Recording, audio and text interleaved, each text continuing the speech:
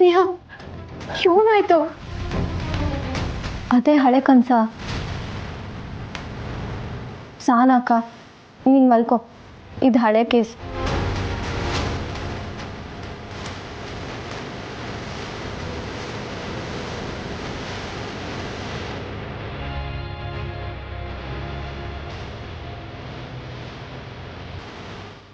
ಸ್ನೇಹಕ್ಕ ಮನೆಗೆ ಬಂದಿದ್ದ ಹೊಸ್ತ್ರಲ್ಲೂ ಹೀಗೇನೆ ದಬಾರ್ ಅಂತ ಎತ್ತು ಕೂರ್ತಿದ್ಲು.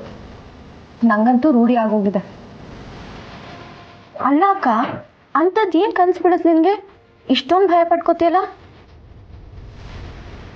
ಇದು ಹಳೆ ಕನಸಲ್ಲ. ಹಾಂ, ನನ್ನ ಫೋನ್ಗೆ ಕೇಬಲ್ ಕನೆಕ್ಷನ್ ಕೊಟ್ಟು ನಿಂಗೆ ಬೀಳೋ ಕನಸೆಲ್ಲ ನಾನು ನೋಡೋ ಹಾಗಿದ್ದಿದ್ರೆ ಆಗ ನಂಗೆ ಗೊತ್ತಾಗ್ತಿತ್ತು ನಿಂಗೆ ಏನು ಕನಸು ಬೀಳ್ತಿತ್ತು ಅಂತ. ಹೋಗ್ಲಿ ಬಿಡು ಅಕ್ಕ, ನೀನು ಮಲ್ಕೋ. ಸ್ನೇಹಕ್ಕಂದು ಇದ್ದಿದ್ದೆ. ನೀನು ಹುಷಾರಾಗಿದ್ಯಾ ತಾನೇ? ಹ್ಞೂ ಅಕ್ಕ. ನೀನು ಮನೆ ಕಂಡಿರೋ, ನಾನು ವಾಗಿ ವಿಭೂತಿ ತಗೊಂಬತ್ತೀನಿ. ವಿಭೂತಿ ಹಚ್ಕೊಂಡ್ರೆ ಯಾವುದೇ ರೀತಿ ಕೆಟ್ಟ ನೆನ್ಸ್ ಬರಲ್ಲ ಅಂತ ಹೇಳ್ತಾರೆ. ಮನೆ ಕಂಡಿರೋ ಬರ್ತೀನಿ.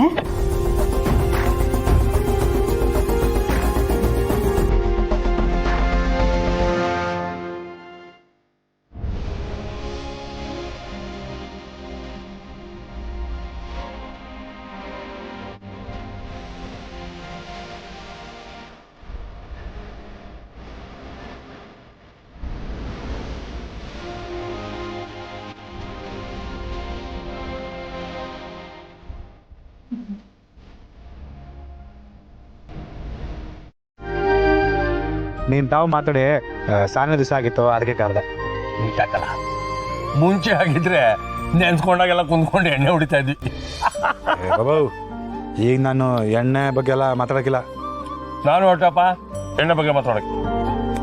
ಆದ್ರೂ ನೀನು ಎಣ್ಣೆ ಬೂಟಿದ್ಯಾ ಅಂದ್ರೆ ಬಹಳ ಆಶ್ಚರ್ಯ ಆಯ್ತೈತೆ ಕಳ.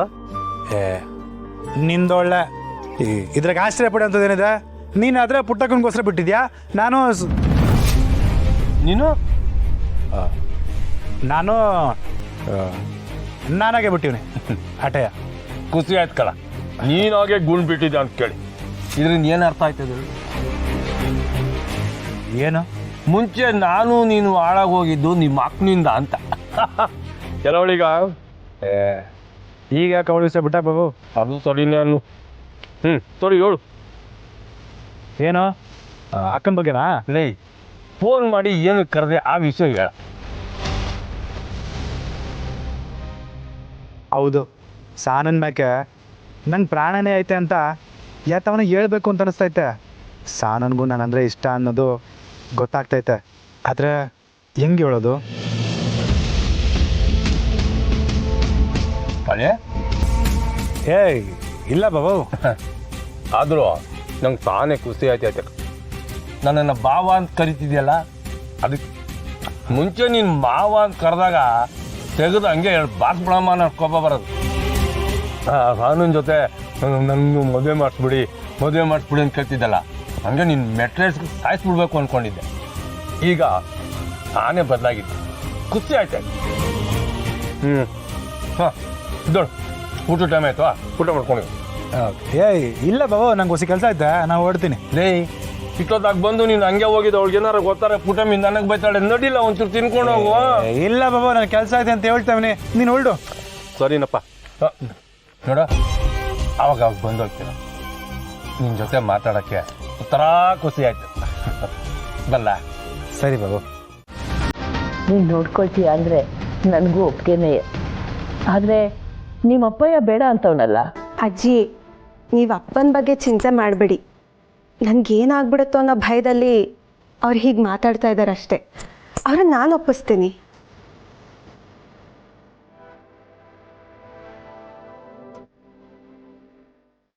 ಗಂಗಾಧರಪ್ಪ, ಯಾಕೆ ಅಷ್ಟೊಂದು ಆಟ ಮಾಡ್ತಿದ್ಯಾ? ನಿನ್ನ ಮಗಳಿಗೆ ಯುದ್ಧಕ್ಕೆ ಹೋಯ್ತಾವಳೆ, ಬಂಗಾರಮ್ಮನವ್ರ ಗುಡಿಗೆ ಹೋಯ್ತಾವಳೆ. ಕಾಪಾಡ್ಕೊಳಕ್ಕೆ ಜನ ಅವರೇ, ಧೈರ್ಯವಾಗಿ ಕಳಿಸ್ಕೊಡು. ಹೌದಪ್ಪ, ನನ್ನ ಮಗಳನ್ನ ನೋಡ್ಕೊಳ್ಳೋಕ್ಕೆ ನಿನ್ನ ಮಗಳನ್ನ ಬೇಡ್ತೀನಿ, ಇಲ್ಲ ಅನ್ಬೇಡ. ಮುಂದೆ ನಿನ್ನ ಮಗಳ ಜೀವನ ನೋಡ್ಕೊಳ್ಳೋಕ್ಕೆ ಏನು ಮಾಡಬೇಕು ಎಲ್ಲ ನಾನು ಮಾಡ್ತೀನಿ. ಅಮ್ಮ ಅವರು ಇಷ್ಟು ಹೇಳ್ತಾವ್ರೆ ಅಂದಮೇಲೆ ಅದು ಚಿಂತೆ ಯಾಕೆ? ನೇಹ ಅಲ್ಲಿ ಹೋದ್ರೆ ಅವಳು ಬಾಳು ಸಂದ ಕಾಯ್ತದೆ. ಅಪ್ಪ, ನಿಮಗೆ ನನ್ನ ಮೇಲೆ ಪ್ರೀತಿ ಇದ್ದರೆ ಒಪ್ಕೊಳ್ಳಿ. ಪ್ರೀತಿ ಇರೋದಕ್ಕೆ ಅಲ್ವಾ ಮಗಳೇ ಆತಂಕ ಪಡ್ತಾ ಇರೋದು ನಾನು. ನನ್ನ ಚಿಂತೆ ಕಂಠಿ ಸಾಹೇಬರು ನಿನ್ನ ನೋಡಿದಾಗ ಹೇಗೆ ನಡ್ಕೋತಾರೋ ಅನ್ನೋದು. ಕಂಠಿ ಸಾಹೇಬ್ರ ಕಣ್ಣಿಗೆ ಕಾಣಿಸ್ಕೊಳ್ದೇ ಇದ್ರೆ ಆಯ್ತು.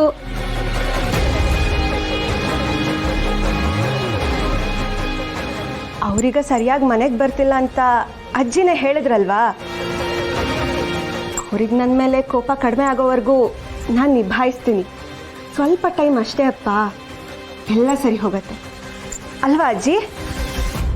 ಹೌದು ಕಣವ.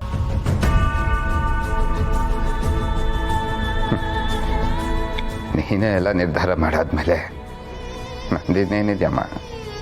ಥ್ಯಾಂಕ್ಸ್ ಅಪ್ಪ. ಅಜ್ಜಿ, ಅಪ್ಪ ಒಪ್ಕೊಂಡಾಯ್ತು. ನಾನೇನ್ ಮೇಲಿಂದ ಅಮ್ಮವ್ರನ್ನ ನೋಡ್ಕೋತೀನಿ. ನಾನು ನಿಮ್ಮ ಜೊತೆ ಬರಕ್ಕೆ ಈಗಲೇ ರೆಡಿ. ಅವ್ವ, ನಾ ಹೋಗಿ ಬರ್ಲಾ? ಹ್ಞೂ ಕಣವ, ಹೋಗ್ಬಾ. ಬಟ್ಟೆ ತಗೊಂಡ್ಬರ್ತೀನಿ.